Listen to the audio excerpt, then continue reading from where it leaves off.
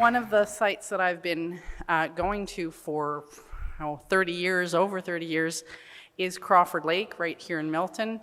And it is one of the 10 sites that's being considered actively as a candidate for the possible Anthropocene GSSP, or Global Stratotype Section and Point.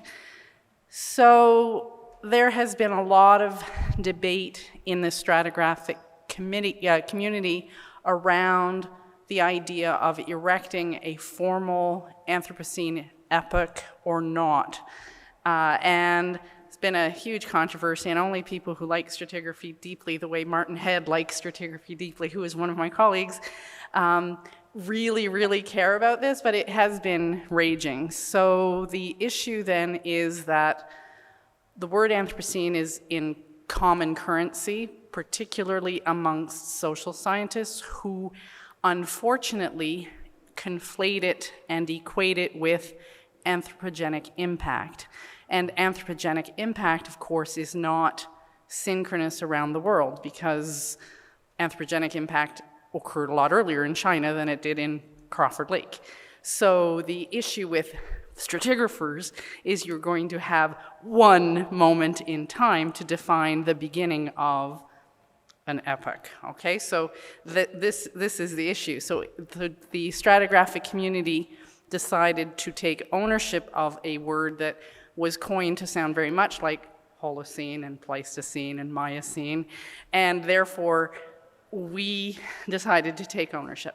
So then the question was, what date do you choose for this, and where do you define it? Because, of course, in order to have a formally defined unit of geologic time, you have to have a place on the planet in a geologic unit, not necessarily a rock, but a geologic unit that has a signature that is geologically preservable and will be preservable into the future, that marks the beginning of that time. So traditionally, we have looked at the first appearance of a species of something. But if we're looking at the Anthropocene being relatively recent, no matter who you're listening to as the beginning of such a thing, that's not a very plausible way to do it. So I'll tell you first about the candidacy of Crawford Lake and why it is useful to consider this particular little lake in Milton as the place where on the planet you would define the beginning of such a thing. It's got lots going for it. It's already in a conservation area. It's protected by conservation haltons, so a big developer isn't suddenly going to put up a new condominium complex, as we see all the time. And it's quite close to Toronto, and as well as Hamilton, of course.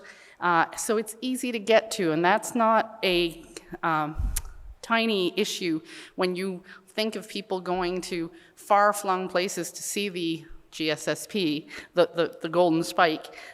Here it would be very easy to do. And most importantly, the sediments at the bottom of the deep basin of Crawford Lake are annually laminated. They are varves that have a couplet, light dark couplet, that is actually subannual. It's seasonal varves. So you can read them like tree rings. So you can pick a date, 1822, 1950, and I can find you, anyone can find you, your 8-year-old child can find, by counting the rings back, that date. So it has been agreed to use the date 1950 as the base of the Anthropocene. Those of you who use radiocarbon dating, that's what BP means. It means before present, but it really means before 1950, which is when the atomic bomb threw out a whole bunch of stuff into the atmosphere and created a whole bunch of C14, so you can't use it anymore. It is also, there is a lot of nuclear fallout associated with that had never before occurred in history. And there was that interval of nuclear proliferation where all kinds of it was thrown around. And so it is a very recognizable marker, and it can be recognized with various markers like plutonium, etc. Now, come back to Crawford Lake. It is a 25-meter deep basin that was carved out of the escarpment, Niagara Escarpment, the Lockport Formation, right near the edge of the escarpment in Milton, during the latest Pleistocene by some combination of karst and or hydraulic scouring. And hydraulic scouring, I scavenged this from, I think, one of Peter Barnett's publications, but you can see where the study site isn't that, it's Oak Ridges Moraine, but just south of there is where Crawford Lake is, and it was right at the edge of the Ontario lobe, and there was all sorts of meltwater running through there, and so yeah, this is the appropriate study site where Crawford Lake is, and it's this very deep basin, and because of the very high depth to area ratio, it doesn't fully mix, and the fact that it doesn't fully mix means that the layers of sediment fall to the bottom and are not disturbed. And they're not disturbed physically by wind. It is a meromictic lake, so this meromixis, this lax of mixing, allows these varves to accumulate.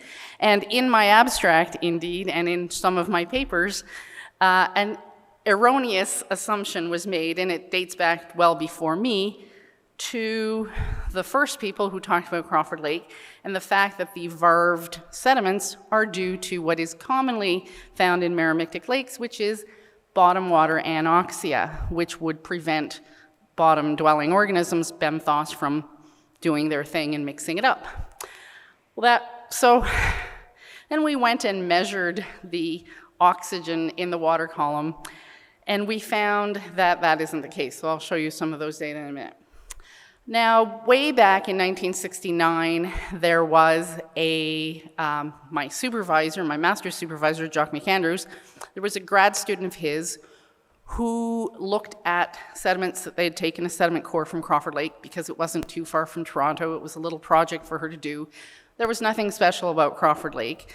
And she was counting down, and she goes through the upper sediments that are full of ragweed pollen because Europeans like to cut down a lot of trees, and there's lots of ragweed, which is why they sell you medication, against it and so on. And then much, much farther down the core, once again, she started to see a little bit of ragweed, but more importantly, lots and lots of grass pollen and lots of big grass pollen. And because they were at the Royal Ontario Museum, she had access to a big reference collection of all of the grasses. So she went through slide after slide of the reference collection of grass pollen. So we, the community, then found out that there were two intervals of human impact, anthropogenic impact, one between 1268 and 1486 AD, or Common Era, and one beginning around 1820, 1822. We know 1268 to 1486 because we can count the varves, right? We don't have a plus or minus 10 or 15, 20 years.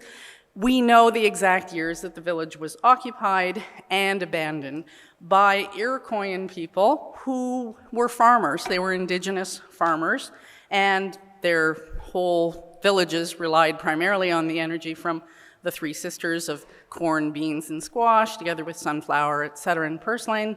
And in fact, you see the pollen of these things, and you see, even more abundantly than the pollen, zea is corn, more abundant than the pollen of corn, you see the smut that grows on corn in the fields, and it produces lots of spores. So the Ustilagomatus is the spore produced by corn smut.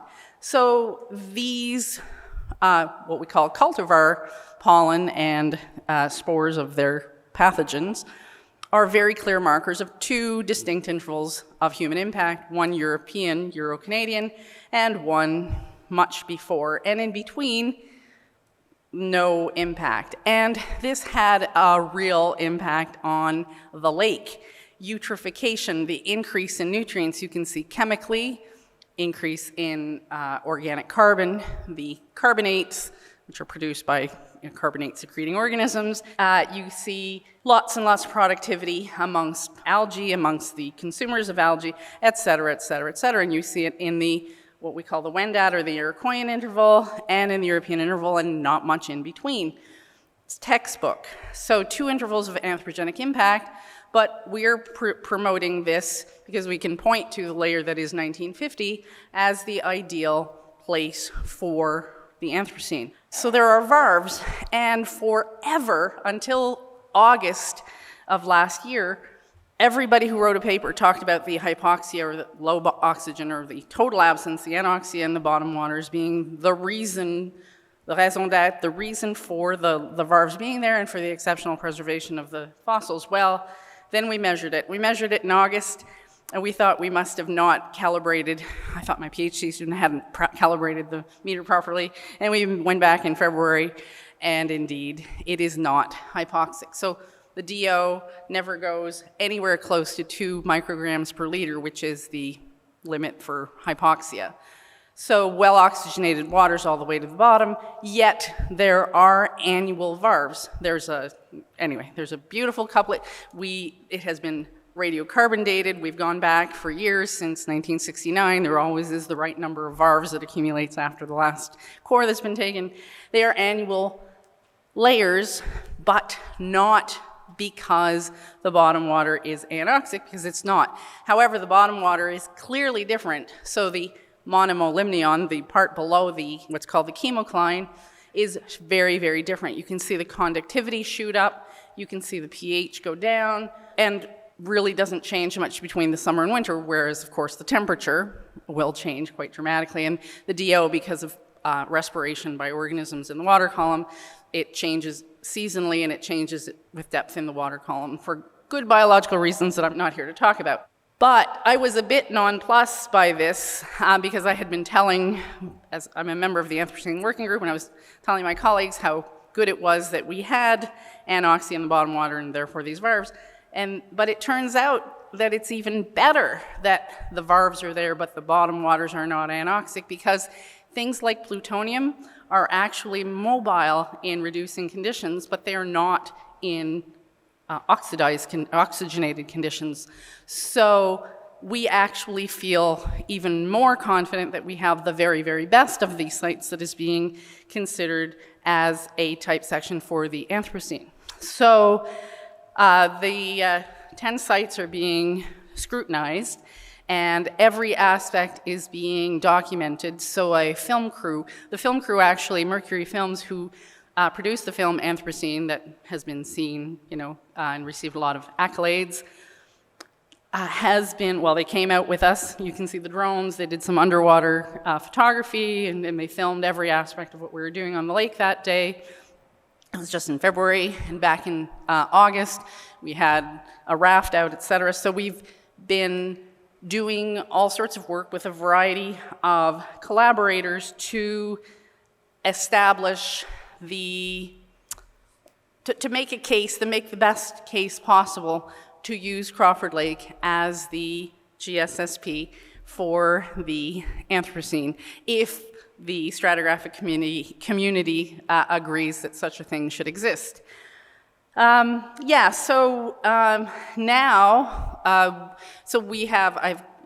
colleagues from various universities, not only here in Ontario, but in Europe as well, who are working on various aspects of the Crawford Lake sediments. But I've taken on a grad student just recently to look at the hydrology and the water chemistry of Crawford Lake, because there is something about the bottom water of Crawford Lake that is non-standard to explain the varve formation and the exceptional preservation of microfossils. To me, it must have to do with groundwater seepage below the Lockport Formation. If you picture the 15 to 16 meters before the chemocline being where the Lockport outcrops at Rattlesnake Point, and right underneath there, either the DeCue Formation, which I live in St. Catharines, so I see the DeCue Formation all the time, or if it's not exposed there, which my colleague Rick Cheel says he doesn't think it is, maybe just along the base of the Lockport Formation, there is groundwater seepage into the lake, which isn't that unusual. But we are trying to resolve the question of what it is, what exactly is it about Crawford Lake that makes the varves there, because they have to be confident that whatever the formation mechanism isn't going to change in 3 years, and therefore make it useless in the future. So we have to show that it's something that is going to persist into the future. And so that's what we're doing. So, there's my DQ. Various colleagues are doing various aspects, looking at various aspects of the sediments, as well as the water, as well as now we're looking at the bedrock and the groundwater and everything, to make the best case forward. So anyone else who wants to be involved is welcome to contribute their expertise as well. Colin Waters is actually the leader of the Anthropocene working group at the University of Leicester, and my draftsman, who is very important to my existence. Okay, thank you.